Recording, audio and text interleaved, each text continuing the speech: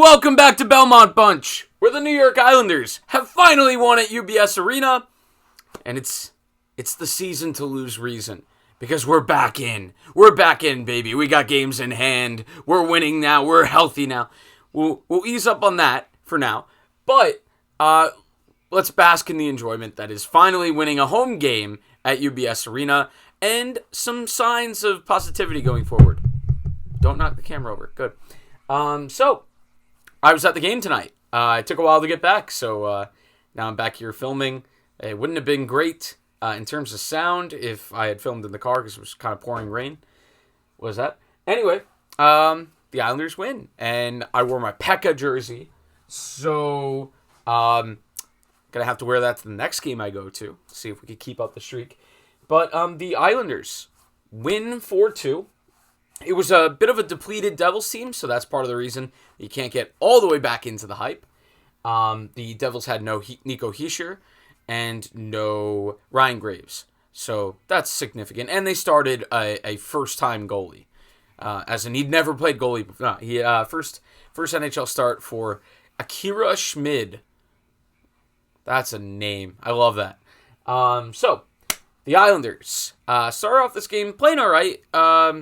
They're a little chip and chase game, trying to be simple, just looking a little bit more dangerous. The D pinching occasionally. I thought Salo. I thought generally he played pretty well. He had a couple of mistakes. The Islanders did have a couple of really bad penalties tonight, but we'll get into that. Jesper Bratt is the one that gets the game going on a breakaway. It's terrible giveaway by Scott Mayfield in his own zone. And Scott Mayfield, it feels like we kind of have this cyclical thing with him where, he'll play like this and he'll commit stupid penalties like cross-checking, high-sticking, delay of game, whatever it is. And we go, oh my God, this guy sucks. But, we're paying him not a crazy amount, so, you kind of deal with it. And then, in the playoffs, he plays really well, and you're like, all right, I think I'm back on the boat. And then, we get back into shenanigans like this. Very indecisive pass. Looks like he got caught in two minds about where he should put the puck. Put it right onto the tape of one Devils player. Passed up to Jesper Bratt, and he finishes on a breakaway through the 5-hole. But I don't really put that on Sorokin. That's a heinous turnover in the offensive zone. So 1-0 Devils there. The Islanders get a power play very quickly afterwards, and right off the draw it gets to Noah Dobson. He fires at the net. Big screen in front. Looks like it took a tip. It's credited to Noah Dobson. Anders Lee and Barzal did a great job there getting the puck to Dobson and also screening the net respectively. And that good feeling did not last super long. Although, I should go back. And before the first goal, there was a controversial hit. Gertson, I believe, gets an elbow into the face of Noah Dobson. He absolutely knew what he was doing, and I really, really think that should have been a major. And Chara, good job by Chara, doing the thing that basically he has found, this is the only thing left I do well, fight. And we saw that the other night when he beat up Trennan.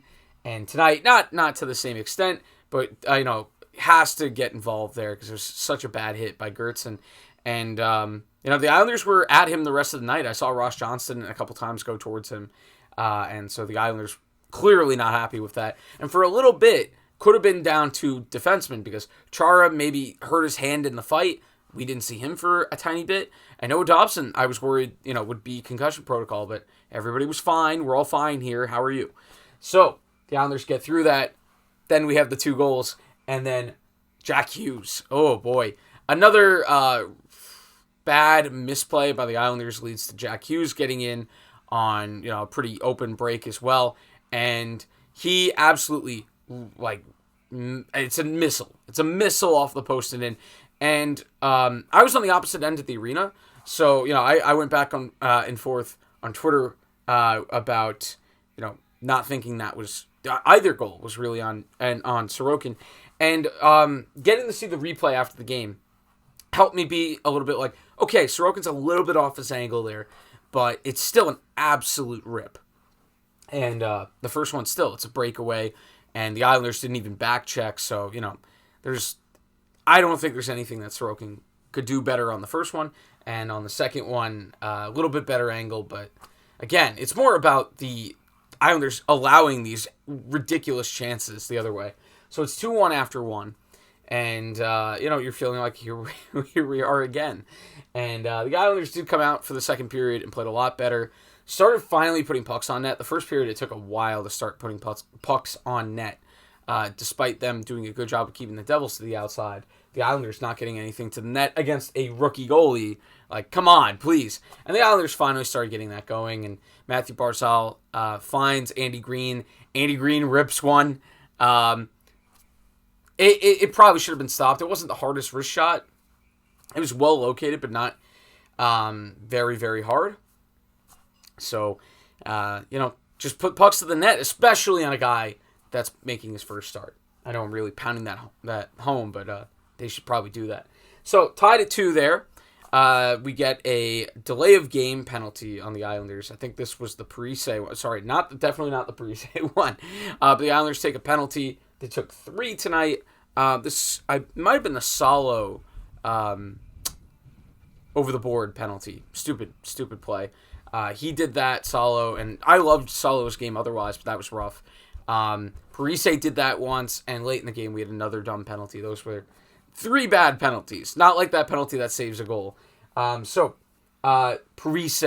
finally, the stadium was electric because everyone knew, first goal of the year, a guy that we anticipated being a contributor, really hasn't. The first few games was at least playing well, and it was like, oh, he's not getting rewarded. And then it just was like, no, he's not playing well, and he's not getting rewarded. And the Isles, thank God they didn't clear it. Sometimes on the PK, the Islanders being such a defensive team, they just throw it down the ice in lieu of having a chance of a 2-on-1. And Pajot took a swipe to try to knock it down ice first, and I'm like screaming, no, skate it up, because I see, Parise streaking down the other side. And luckily, he kind of whiffed on the first one, Pajot did. And so, as the defenseman's kind of, coming in to try to close it down, Pajot does a nice little twirl to the backhand, spinorama pass, breakaway for Parise. The other day, he had a breakaway, and he tried to get fancy. Tonight, just 5-hole. Hard to the 5-hole. Rookie goalie, just get it on net. And he was pumped. Pajot was pumped. Starting to see Pajot reemerge, and that's huge. The Islanders were excellent in the faceoff circle tonight, and he was a big part of that again. So the Islanders have a lead, and a few good saves from Sorokin on the end of that power play. He used his helmet on one, waffle boarding stuff to the corners, good rebound control. Sorokin really, really playing a good second period. And the Islanders get out of the period. They get a power play leading into the third. And you're like, okay, we can put this away. Power play wasn't very good.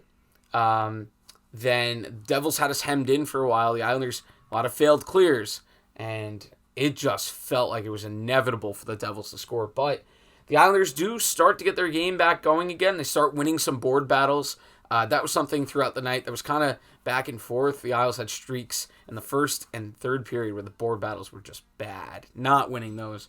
And Oliver Wahlstrom on the forecheck wins a board battle, gets the puck over or turns it into a 2-on-1, delays, gets it over. J.G. Pajot scores. Another point for J.G. Pajot. He is starting to get going. Oliver Wahlstrom continues to be one of the better offensive players on the team, and he's producing, and at this point you're like, come on, Barry, please. Because there are guys that just aren't. There was a play tonight where Palmieri steal off of a gift from Subban, and he doesn't even get a shot off. You have to. The Isles are, they got to find their goals, and I think the younger guys generally are playing better. I think, Bellows not as much tonight, but I think Bellows and Wahlstrom have had more jump in their step recently than, a guy like Palmieri. Palmieri could get the healthy scratch treatment himself if he was not a veteran. Beauvillier gets it tonight. It worked out tonight, and it was completely called for with the amount of, I think it was 13 games without a point for Beau. But I think there's fair criticism of Barry Trotz about, who's punished for mistakes. Like when Robin Salo put that puck over the boards, immediately I was like, we're never going to see him again. And Oliver Wahlstrom, still tonight, the ice time really, really low. He's taking advantage, Wahlstrom. 2 assists tonight. Come on. At a certain point, Barry, you gotta just get past whatever it is. And he even said, Barry, tonight in the postgame, that he was playing a more, end-to-end game, north-south game, and playing simpler, and I agree with that, and I just don't think he should be playing less than Ross Johnston. So Martin's another guy that's happened tonight, by the way. So the Islanders do see it out. They hit a post on an empty net. They miss an empty net by like a foot, and then Parise misses an empty net that was right there for him. So funny shenanigans at the end there. Parise also took his second penalty of the game with a high stick in the last minute there. So, yeah, please, guys, stop some stupid penalties tonight. So, ecstatic that they finally won there. Really, really happy. Do see some hints from guys like Josh Bailey tonight, who I thought was more engaged than he has been recently. Wasn't quite as easy to knock off the puck. Was better with his passing. And won a few battles along the board. So we're slowly getting there with Josh Bailey. But I don't think Josh Bailey's earned more ice time than a guy like Wahlstrom. So, food for thought for Barry, hopefully. So that's it. So excited that the Islanders finally got it done. And I was there. I was dying to be at the game where they finally did it. Got to see a lot of friends tonight at the arena. Ran into Bathtub Jake and Drive for Five. That was very cool. Finally got to go to the team store, which I didn't get to when I covered the first game for the Herald. And first time there as a fan, as a proper fan rather than in a suit and everything. And it was so much fun. Crowd was really into it. Fun game all around. The Islanders gave us goals to celebrate. And just a really, really fun night. Really glad I went. Now I'm going to the Jet game tomorrow, so I'm going to be miserable. So I needed this. So that's it. We'll see you next time on Belmont Bunch. Link in the description, as always, for the audio version of this, which is on Spotify and Apple Play. And we will see you next time. Bow!